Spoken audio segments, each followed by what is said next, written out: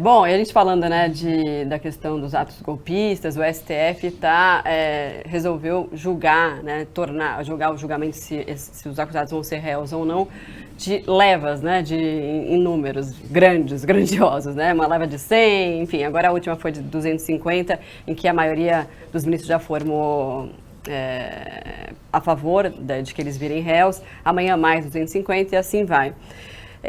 São mais de 1.300 pessoas que foram presas ou acusadas, ou parte delas acusadas e já foram soltas em relação a esse episódio trágico, né, da nossa democracia, do ataque aos três poderes, né, um vandalismo, uma destruição, um crime, né, você via aquilo ao vivo acontecendo, parecia um filme, assim, uma coisa horrível, né, um negócio assustador.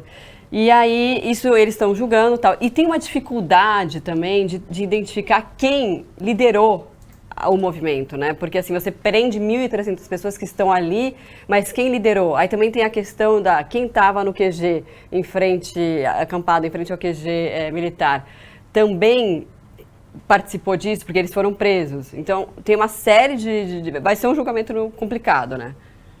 Olha, vai ser muito complicado, se me permite, Paulo, porque tanta gente foi presa, né? Agora, a justiça, na hora do julgamento para valer, ela sempre exigiu, de novo, o termo tipificação. Bom, então, você foi preso porque tem prova de que você quebrou a caneca. Você estava com uma picareta quebrando o vidro. Você estava ali xingando, fazendo não sei o quê, fazendo apologia ao crime, transmitindo ao vivo. Acontece que não existe até este momento, ou divulgados até agora, divulgadas informações ou documentos que consigam definir com clareza o que cada um fez em cada momento. E esse é um grande problema que a justiça brasileira sempre enfrentou. As autoridades policiais têm muita dificuldade em encontrar e oferecer para a justiça as provas que levem determinado acusado ou suspeito à condenação. Tanto é que muita gente depois sai porque não tem provas definitivas. E eu acho que nesse caso também, não sei qual vai ser a decisão dos tribunais superiores na hora de julgamento, do encaminhamento desse gigantesco e importantíssimo julgamento, na definição dos crimes de cada um para fazer um julgamento, porque tem que ser um julgamento limpo, porque senão depois todo mundo vai acusar de injustiça. Né? Limpo, individualizado. Individualizado. E como é que você vai individualizar? Muita gente fez prova contra si mesmo. Eu estou aqui quebrando, eu estou aqui invadindo, gravou, tiro foto e publicou e tal. Os gênios. Né? Todo mundo é tão vaidoso que gosta de divulgar até coisa errada. Mas que nem fazer selfie em velório, né? As pessoas então, perdem completamente o que a é noção. curioso é assim, por exemplo, essas pessoas que estavam lá na frente dos quartéis na hora em que foram presas, então quer dizer, como é que você vai fazer agora? Você pega, sei lá, essa leva última aí, 250 pessoas, aí você vai fazer o quê? Você vai olhar o rosto de cada um, vai procurar o vídeo, já tem isso, é muito difícil, né? Muito. Você encontrar uma prova concreta de que, ó, esse fulano tava, como o Tramonto falou, tava com a picareta lá, ó, aquele sujeito que empurrou o relógio. Aquilo tem uma prova. Assim. Tem uma prova de invasão de prédio público. Aquele que rasgou o quadro. O quadro rasgou também, o quadro. Né? O quadro de Cavalcante. Mas há uma discussão já entre os juristas de os que estavam no acampamento e foram presos na manhã seguinte. Se você não tiver provas de que na noite anterior, no dia anterior, na tarde anterior, eles agiram de uma outra maneira, como é que você vai julgar e condenar uma pessoa dessa? É uma discussão. É o que o André Mendonça divergiu, né? O ministro do STF divergiu do voto lá do Alexandre de Moraes, que ele diz exatamente mais ou menos nessa linha. Ele falou que como que você vai individualizar a questão e inclusive das pessoas que estavam no acampamento e provar que elas participaram. Exatamente esse raciocínio. Agora, vamos considerar o seguinte, né? Ninguém que estava ali foi para a festa de aniversário. Não, foi para a festa da Selma, que era a frase que detonava a ação, né? Todo mundo recebia pelo WhatsApp, estamos indo para a festa da Selma. Essa era a mensagem que determinava que vamos entrar na casa da Selma, tudo por aí, né? Ninguém foi lá para apagar velhinhas. Todo mundo foi lá com o propósito de derrubar a democracia, de dar um golpe. Isso é claro e não há o que discutir. A questão é como é que se avança a partir daí. Como é que se pune quem atentou contra a democracia. Isso não pode passar sem nenhuma punição aquelas pessoas. Sim. Equivocadamente alguns, propositalmente outros, mas estava todo mundo lá no mesmo barco, remando na mesma direção, que atentava contra a democracia. Agora, encontrar a forma de fazer este julgamento ser justo e sem discussão no seu resultado é a maior dificuldade. Nos Estados Unidos formou-se uma gigantesca força-tarefa e lá eles tinham muitas imagens, né, dentro do Capitólio, do Capitólio, né? Naquilo que aconteceu 2 anos antes, né, do que ocorreu aqui, e ali foi muito mais fácil, porque você tinha as pessoas ali dentro com N câmeras, né, e as pessoas ficaram ali na frente o tempo todo, tentando invadir e tal, ficou muito mais fácil. E lá mais de 700 já foram julgados e condenados nos Estados Unidos. É impressionante. E ainda, né, sobre essa questão em relação aos atos golpistas, a CPMI, né, que ganhou força depois da queda do ministro Gonçalves Dias.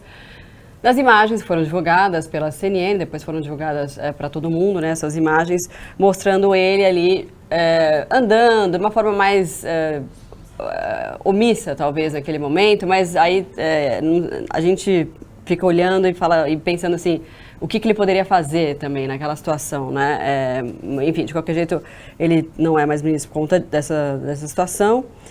E aí a CPMI, que o governo, que os governistas não queriam instalar, por quê? Porque em tese quem promoveu foi a oposição. Eles não queriam porque eles têm outras pautas importantes para tratar ali, inclusive a do arcabouço fiscal, que acho que é uma das principais dela. E só que aí depois que veio esse episódio, o governo falou assim, não, então a gente vai investigar sim, vamos investigar quem foi omisso nessa história. E aí, na divisão dos cargos, o governo ficaria com mais cargos nas comissões, e aí agora a oposição falou, a oposição falou assim, então não sei se vai valer a pena isso aí. Aí a coisa deu uma gelada, uma parada. A coisa engraçada disso tudo é que assim... E começou pela oposição que supostamente é ligada a apoiadores do ex-presidente Bolsonaro, né? Não, porque a confusão agora é a seguinte, né? Porque como a gente falou no caso anterior, então assim, antes de começar o ano legislativo, estava todo mundo com a faca nos dentes e com o sangue nos olhos. Prende todo mundo e não sei o que, vamos fazer acontecer e tal. Começou o ano legislativo. Aí começa cada um tentar puxar a brasa para sua sardinha, se proteger, se defender e tal. Então aí fica, não, é melhor não fazer CPI. Não, agora é melhor. Não, é melhor fazer isso aqui. Aí eles ficam tentando, assim, procurar o que é melhor para eles. Aí já não é mais o país, já não é mais a democracia, não é mais nada. Aí assim, eles devem sentar lá e falar assim, e aí, hein? Mas se a gente for para cá, aí pode prejudicar a gente lá na frente, né? Então é melhor a gente não fazer. Então, quer dizer, não é mais o interesse público, não é mais a democracia, agora é o interesse dos próprios políticos. Né? E incrível como se muda de opinião, como se muda de posição, ainda que a gente tenha que respeitar a política, porque a política é o caminho, sempre, para as grandes decisões, as grandes tomadas de posição em relação ao futuro do país. Não há salvação fora da política. Fora da política é o caos. É o que ninguém quer, né? Na política você perde uma votação, você ganha uma votação, você aprova um determinado projeto de lei, o teu projeto não é aprovado e assim segue. A maioria leva. Sim. E tá bom, né? Agora, a gente sempre fica surpreso. Eu me lembro do Brizola falando do Lula, o sapo barbudo. E mais tarde ele apoiou o Lula. Né? Ele chamava o Lula de sapo barbudo e mais tarde ele apoiou o Lula. Então, é muito... As voltas da política. Quem é o vice do Lula, surpreende, né? rapaz. O Alckmin, o Lula, né? Até o Lula naquela foto simbólica com o Maluf, lembra? Apertando as mãos. Exatamente, aí o Haddad junto, né? Olha só, assim, eu nem vejo cada problema, coisa que nós já vimos aí. Eu nem vejo problema que essas coisas aconteçam, assim. É curioso, claro, que essas coisas aconteçam.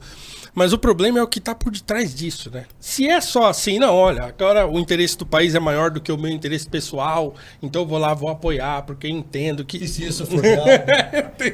Mas parece que não é isso, né? Então é sempre a busca do interesse próprio. A grande dificuldade, acho que, da nossa política é exatamente a gente tentar escapar dessa armadilha que os políticos se envolvem. Até foi tema de um artigo que eu escrevi na semana passada, assim. Então, quer dizer, o sujeito ele se elege. Então você imagina, você tem um mecânico que, sei lá, vira um líder lá da comunidade dele, de repente a voz dele ganha destaque e um dia ele se elege. Então, o sujeito, ele dorme mecânico e acorda um sujeito com mais privilégio do que qualquer outro ser humano na face dessa terra, assim.